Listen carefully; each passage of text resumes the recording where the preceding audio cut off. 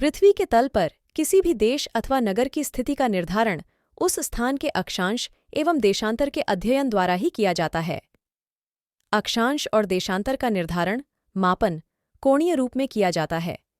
पृथ्वी द्वारा अपने अक्ष पर पश्चिम से पूर्व घूर्णन करने से दो प्राकृतिक संदर्भ बिंदु प्राप्त होते हैं, जिन्हें उत्तरी व दक्षिणी ध्रुव के रूप में जाना जाता है।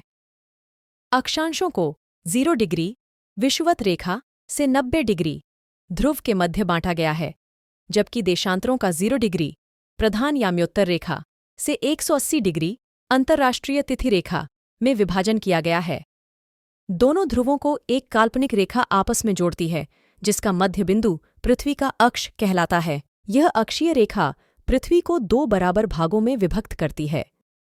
2 अक्षांशों तथा 2 देशांतरों के मध्य अवस्थित भाग को ग्रिड कहते हैं।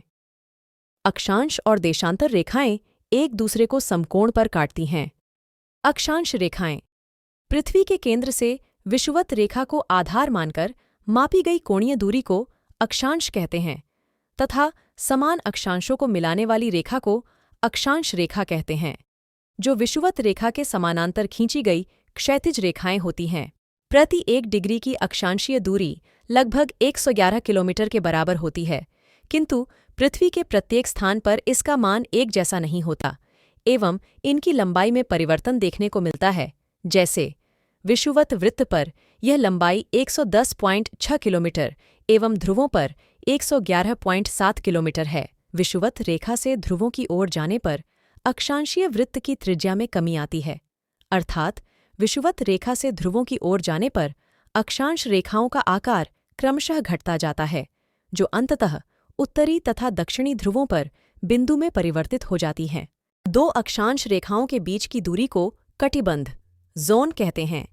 90 डिग्री अक्षांश रेखा को छोड़कर प्रत्येक अक्षांश रेखा एक संपूर्ण वृत्त होती है।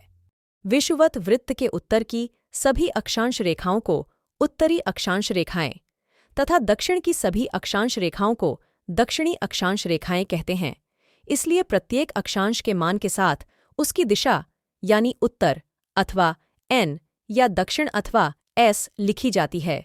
उदाहरण के तौर पर महाराष्ट्र में चंद्रपुर तथा दक्षिण अमेरिका के ब्राजील में बेलो होरिजोंटे दोनों ही 20 डिग्री अक्षांश पर स्थित हैं, लेकिन चंद्रपुर की अवस्थिति 20 डिग्री उत्तरी अक्षांश तथा बेलो होरिजोंटे की अवस्थिति को 20 डिग्री दक्षिणी अक्षांश लिखकर प्रदर्शित किया जाता है।